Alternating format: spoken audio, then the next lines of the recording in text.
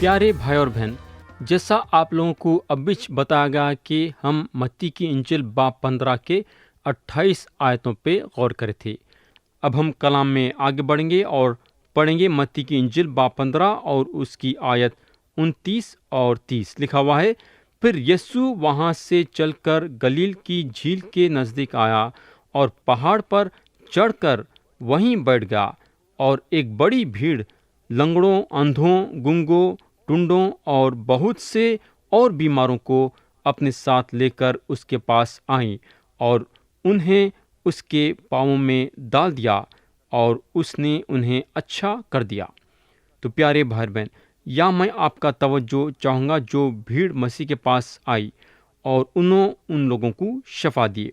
हमको मालूम होना चाहिए कि एक या दो या 100 शफा नहीं पाए, बल्कि बहुत सारे लोग शफा पाए, और ये बात का कोई भी इनकार नहीं कर सकता।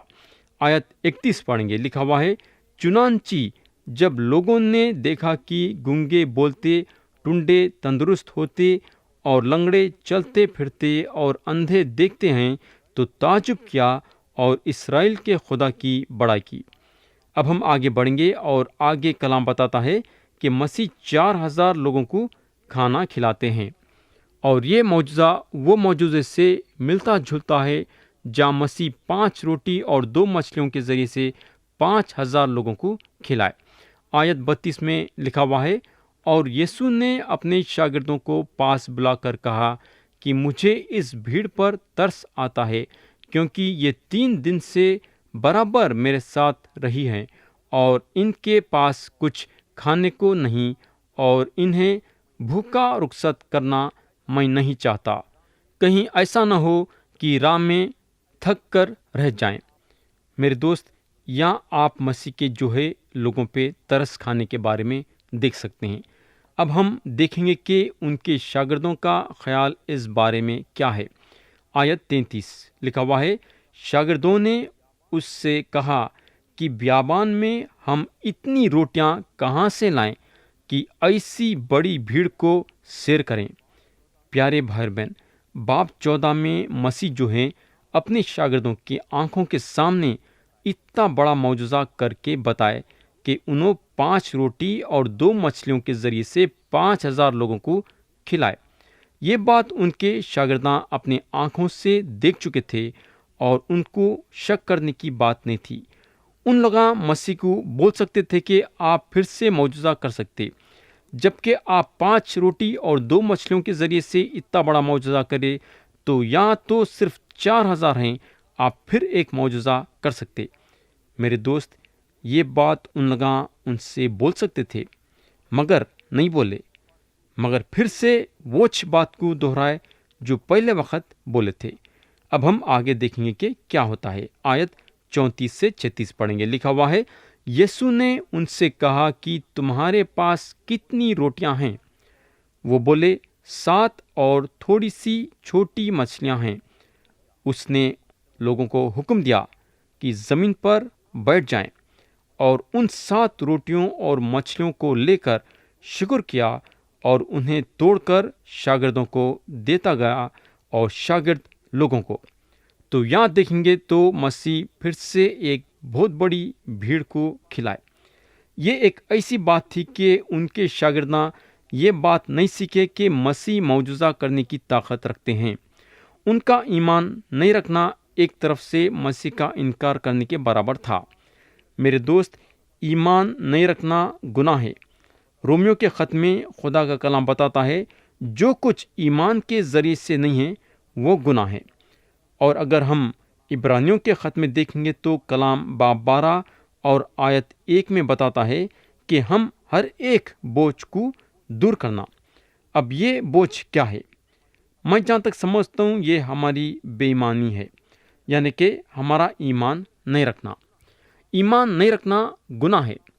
तो मेरे दोस्त, कलाम बताता है कि मसीह वो भीड़ को खिलाए। अब हम आयत 37 और 38 में देखेंगे कि खुदा का कलाम क्या बताता है। लिखा हुआ है, और सब खाकर सैर हो गए और बचे हुए टुकड़ों से भरे हुए 7 टोकरे उठाए, और खाने वाले सिवा औरतों और बच्चों के 4,000 مرد تھے۔ میرے دوست، یہاں ہم کو یہ بات پہ غور کرنا ہے کہ 4,000 مردوں کے علاوہ عورتیں اور بچے تھے۔ اگر ہم ایک آدمی کے ساتھ ایک بچے کو اور ایک عورت کو ڈالیں گے تو ہم یہ حساب پہ آئیں گے کہ 12,000 لوگ کھائے۔ آیت 39 میں لکھا ہوا ہے، پھر وہ بھیڑ کو رخصت کر کے کشتی پر سوار ہوا اور مگدن کی سرحدوں میں آ گیا۔ میرے دوست، یہ جو حصہ تھا مسیح کی جو گلیل میں خدمت گزاری تھی اس کا ایک حصہ تھا۔ پیارے بھائی اور بہن، اب سوال یہ پیدا ہوتا ہے کہ ہم متی کی انجیل باب 15 اور اس کی آیت 29 سے لے کے آیت 39 میں ہم کیا سیکھتے ہیں؟ پہلی بات ہم یہاں یہ سیکھتے ہیں کہ یسوع مسیح ہر بیماری کا علاج کر سکتے ہیں۔ کلام آیت 29 سے 31 میں بتاتا ہے کہ جو بیمار مسیح کے پاس آئے، لنگڑے تھے، اندھے تھے، گونگے تھے، ٹونڈے تھے اور بھی بیماراں تھے، جو آئے اور شفا پائے۔ ہم کو معلوم ہونا چاہیے کہ دنیا میں جو ڈاکٹر ہے ایک لنگڑے کو چلا نہیں سکتا، یا ایک اندھے کو بینائی نہیں دے سکتا، یا ایک گونگے کو بولنے کی طاقت نہیں دے سکتا۔ بولنے کا مطلب یہ ہے کہ یہ دنیا میں کئی بیماریاں ہیں جس کا ڈاکٹروں کے پاس کچھ علاج نہیں ہے۔ میرے دوست، شفا پانے کے لیے روحانی طاقت کی ضرورت ہے۔ آج بھی خطرناک سے خطرناک بیماریاں ہیں، جیسا کہ کینسر یا پھر ایڈز، جس کا علاج ڈاکٹروں کے پاس نہیں ہے۔ یہ اس لیے کہ کوئی بھی بیمار کو شفا دینے والا انسان نہیں ہے بلکہ خدا ہے۔ مگر اب سوال یہ پیدا ہوتا ہے کہ یہ بیماراں شفا کیسا پائے؟ میرے دوست، یہ بیماراں جو مسیح کے پاس آئے، اپنا دل کھول کے آئے اور ایمان کے ساتھ آئے کہ صرف مسیح ان لوگوں کو شفا دے سکتے ہیں۔ میرے دوست، جسمانی طور سے بھی شفا پانے کے لیے ایمان کی ضرورت ہے۔ میں یقین کرتا ہوں کہ آپ لوگوں میں سے کئی لوگ ہیں جو بیمار ہیں اور اچھے ہونا چاہتے ہیں۔ پیارے بھائی اور بہن، آپ کئی ڈاکٹروں کے پاس گئے ہوں گے، کئی قسم کے دوائیں کھائے ہوں گے، اپنا سارا پیسہ بیماری میں خرچہ کر دیے ہوں گے، لیکن اتنا سب کچھ ہونے کے بعد بھی آپ بیمار ہیں، اور اس کی وجہ یہ ہے کہ ڈاکٹروں کے ہاتھ میں بیماری کا علاج نہیں ہے۔ یسوع مسیح کے نام سے میری التجا یہ ہے کہ آپ اپنے منہ سے ایک بار مسیح کو بولو، یسوع مسیح میرے اس بیماری سے چنگا کر دیو۔ میرے دوست، ایک بار آپ مسیح کو پکار کے دیکھو کہ آپ کے زندگی میں کیا ہوتا ہے۔ اپنے پورے دل سے یسوع مسیح کو پکارو، یہ ہوگا۔ اب دوسری بات ہم یہاں یہ سیکھتے ہیں کہ جو بھی نعمت ہمارے پاس ہے، اگر ہم اس نعمت کے لیے خدا کی شکر گزاری کریں گے تو ہم کو برکت ملیں گی۔ اگر ہم آیت 36 میں دیکھیں گے تو کلام بتاتا ہے کہ یسوع مسیح 7 روٹیاں اور وہ مچھلیوں کو لے کے خدا کی شکر گزاری کرے۔ اس کے بعد کلام بتاتا ہے کہ 4,000 لوگاں کھائے، اور جو ٹکڑے بچ گئے تھے وہ 7 ٹوکریاں بھر کے نکلے۔ اب آپ سوچ سکتے کہ شکر گزاری میں کتنی طاقت ہے کہ خدا وہ 7 روٹیوں میں اتنی برکت دیا کہ 4,000 لوگاں کھائے، بلکہ میں تو بولوں گا کہ 12,000، کئی کو بولے تو کلام عورتوں کا اور بچوں کا حساب نہیں بتایا ہے۔ میرے دوست، آپ کے پاس جو بھی ہے، آپ وہ چیز کے لیے خدا کی شکر گزاری کرو، پھر اس کے بعد دیکھو کہ خدا کیسا کام کرتا ہے۔ تو پیارے بھائی اور بہن، یہاں ختم ہوا باب 15، اور اب ہم باب 16 اٹھائیں گے۔ اگر ہم باب 16 میں دیکھیں گے تو ہم کو 4 باتیں نظر آئیں گے۔ پہلی بات ہے، فرشتیاں اور صدوقیاں مسیح سے نشان طلب کرتے ہیں۔ دوسری بات ہے، مسیح اپنے شاگردوں کو خبردار کرتے ہیں۔ تیسری بات ہے، یسوع مسیح اپنے آپ کے بارے میں اقرار کرتے ہیں۔ اور چوتھی اور آخری بات ہے، یسوع مسیح اپنے موت اور اپنے مردوں میں سے جی اٹھنے کے بارے میں اقرار کرتے ہیں۔ اب ہم لوگاں یہ باب شروع کریں گے۔ آیت 1 سے 3 پڑھیں گے۔ لکھا ہوا ہے، پھر فرشتیوں اور صدوقیوں نے پاس آ کر آزمانے کے لیے اس سے درخواست کی کہ ہمیں کوئی آسمانی نشان دکھا۔ اس نے جواب میں ان سے کہا کہ شام کو تم کہتے ہو کہ کھلا رہے گا کیونکہ آسمان لال ہے، اور صبح کو یہ کہ آج آندھی چلے گی کیونکہ آسمان لال اور دھندلا ہے۔ تم آسمان کی صورت میں تو تمیز کرنی جانتے ہو، مگر زمانوں کی علامتوں میں تمیز نہیں کر سکتے۔ تو میرے بھائی، یہ دوسرے بار فرشتیاں اور صدوقیاں آسمان کی نشان مانگتے ہیں، اور یہ مرتبہ بھی ان کو یونا نبی کا نشان دیا جاتا ہے۔ اگر ہم متی کی انجیل باب 12 اور اس کی آیت 38 دیکھیں گے تو فرشتیاں آسمانی نشان طلب کرے، اور اس وقت مسیح ان لوگوں کو یونا نبی کا نشان دیے، اور یہاں بھی انہوں یونا نبی کا نشان دیے، مگر پہلے ان لوگوں کا توجہ موسم پہ لائے، یہ بتاتے ہوئے کہ تم لوگ موسم کے بارے میں بول سکتے مگر زمانوں کے علامتوں میں تمیز نہیں کر سکتے۔ مسیح یہ فرشتیوں کے اور صدیقوں کے دل کو جانتے تھے۔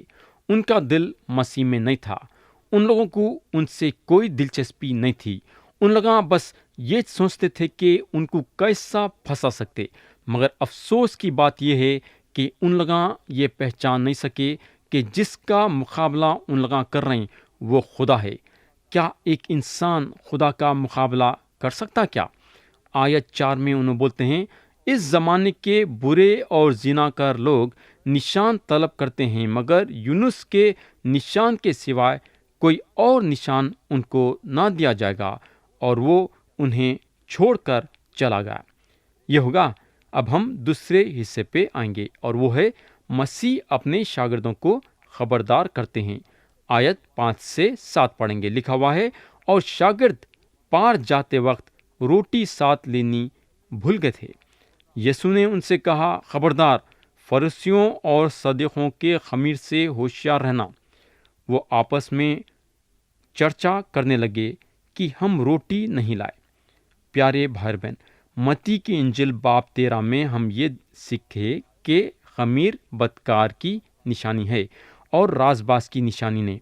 یا مسیح جب یہ بولتے ہیں کہ فرشتیوں اور صدیقوں کے خمیر سے ہوشیار رہنا، تو ان کا مطلب یہ ہے کہ بدکاروں سے دور رہنا، یعنی کہ فرشتیوں کے اور صدیقوں کے جھوٹی تعلیم سے دور رہنا۔ مگر یہاں شاگرداں کیا سمجھے؟ شاگردوں کے سمجھ میں کمی رہی۔ ان لوگ مسیح کے یہ بات کو سمجھ نہیں سکے۔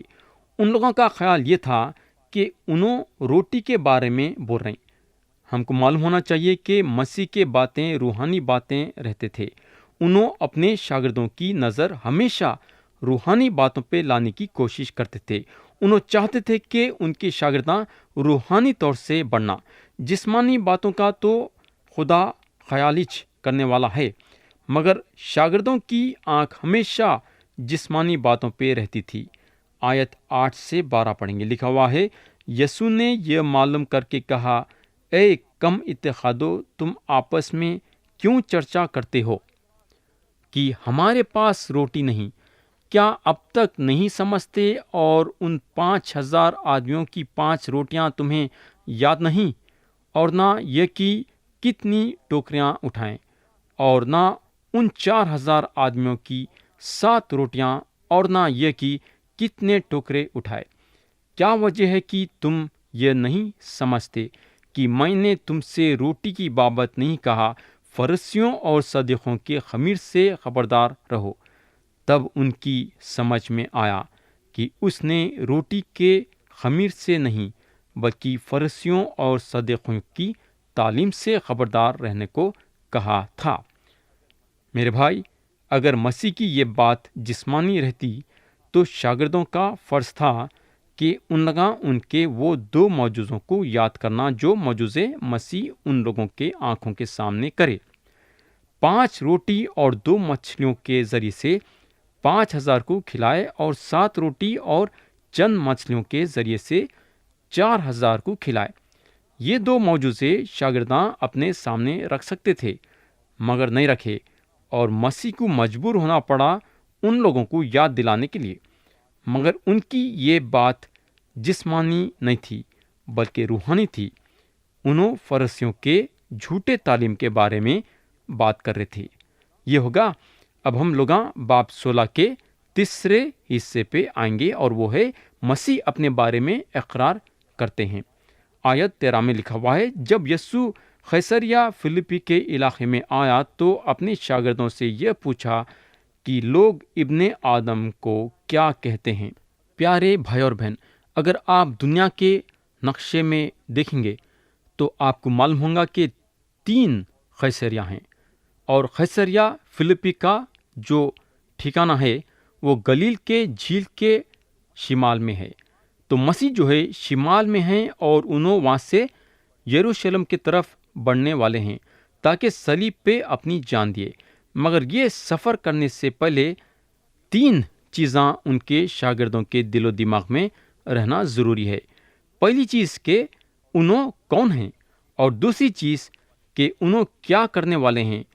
میرے دوست، یہ 2 چیزیں ایک آدمی کے دل و دماغ میں ہونا ضروری ہے اگر انہیں مسیحت میں شامل ہونا چاہتا ہے تو۔ سب سے پہلے ہم یہ جاننا ضروری ہے کہ مسیح کون ہیں، اور ہم کو یہ بھی جاننا ضروری ہے کہ انہوں ہمارے لیے کیا کرے۔ ہم کو یہ 2 باتیں جاننا ضروری ہے تاکہ ہم ایمان کے ذریعے سے نجات پائے۔ مسیح کا جو سوال تھا وہ تھا، لوگ ابن آدم کو کیا کہتے ہیں؟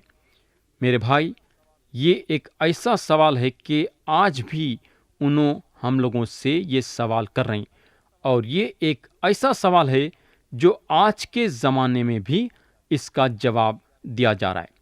پیارے دوست، اب ہم بھیڑ کے خیالات پہ غور کریں گے، بلکہ ان کے خیال اب ہم سنیں گے، یعنی کہ لوگوں کا مسیح کے بارے میں کیا خیال ہے۔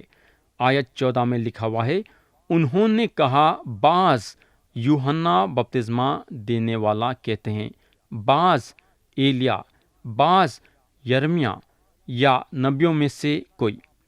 تو پہلا جواب ہے، بعض یوحنا بپتسمہ دینے والا کہتے ہیں۔ میرے دوست، یوحنا بپتسمہ دینے والے ایک بہت بڑے آدمی تھے، اور لوگاں بھی ان کو یہ طریقے سے جانے کے انہوں ایک بہت بڑے آدمی ہیں۔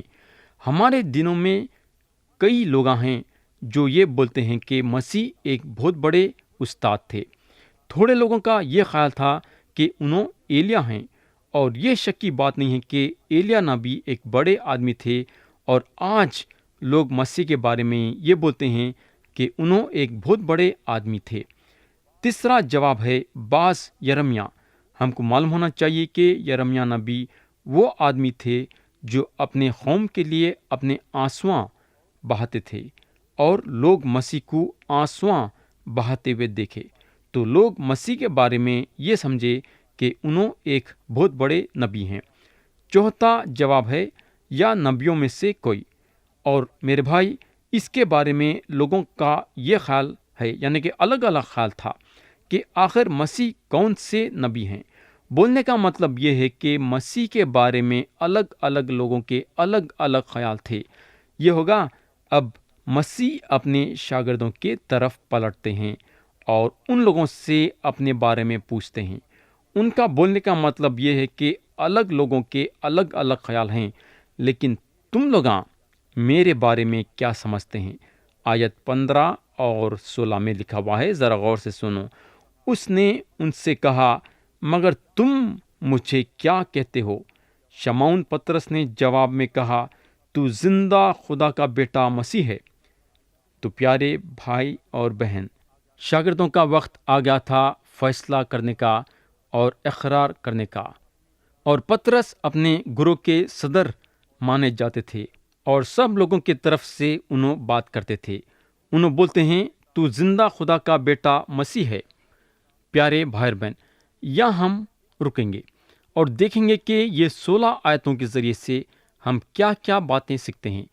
پہلی بات جو ہم سیکھتے ہیں وہ ہے، اگر ہم ہمارا دل کھول کے مسیح کے پاس آئیں گے تو مسیح اپنے آپ کو ہم پہ ظاہر کریں گے۔ کلام میں اگر ہم دیکھیں گے تو کلام بتاتا ہے کہ فرشتیاں اور صدوقیاں جو ہیں مسیح کے پاس اپنا دل کھول کے نہیں آئے، بلکہ ان کو آزمانے کے لیے آئے، جس کا نتیجہ یہ ہوا کہ وہ مسیح کو نہیں جان سکے۔ دوسری چیز ہم یہاں یہ سیکھتے ہیں کہ کہ ہم جھوٹی تعلیموں سے بچے رہنا۔ آج اگر ہم دیکھیں گے تو آپ کو ہمہ قسم کے تعلیمات دکھیں گے۔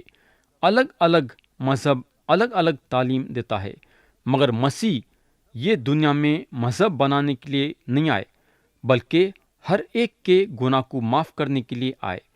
انہوں صلیب پہ اپنی جان دیے تاکہ ہر ایک انسان کے لیے گناہوں کے معافی کا رستہ نکالے۔ خدا کا وعدہ ہے کہ جو کوئی بھی ان پہ ایمان لائے گا، خدا اس کے گناہوں کو معاف کرے گا اور اس کو روحانی زندگی دے گا۔ ہمارا فرض یہ ہے کہ جب ہم مسیح پہ ایمان لائے ہیں تو مسیح میں اور ان کے تعلیم میں قائم رہنا ضروری ہے۔ اور تیسری بات ہم یہاں یہ سیکھتے ہیں کہ مسیح کو پہچاننا ہمارے زندگی کا ایک بہت بڑا حصہ ہونا چاہیے۔ اگر ہم کلام میں دیکھیں گے تو الگ الگ لوگوں کے الگ الگ خیال تھے، مگر جب شاگردوں سے پوچھا گیا تو پترس مسیح کو پہچانے، صحیح ڈھنگ سے پہچانے۔ ہم سچائی کے پہچان میں اس وقت آتے ہیں جب ہم خدا کے قدموں میں زیادہ سے زیادہ بیٹھیں گے، اس کے کلام کو پڑھتے ہوئے اور اس کی عبادت کرتے ہوئے اور اس سے دعا کرتے ہوئے۔ پترس اور ان کے ساتھیاں ہمیشہ مسیح کے ساتھ تھے، اس لیے خدا ان لوگوں کے آنکھوں کو کھولا ان کو پہچاننے کے لیے۔ میرے دوست، خدا کے قدموں پہ بیٹھنے سے ہم کو خدا کے طرف سے روحانی باتیں ظاہر ہوتی ہیں۔ تو پیارے بھائی اور بہن، آپ اپنے اپنے دلوں کو جانچنا ہے، کیا آپ خدا کے قدموں پہ بیٹھے ہیں کیا؟ اور اگر نہیں بیٹھ رہے تو میری التجا یسوع مسیح کے نام سے یہ ہے کہ خدا کے قدموں پر زیادہ سے زیادہ بیٹھو تاکہ آپ خدا کو پہچانے ویسا اور اس کے سچائی میں قائم ہوئے ویسا۔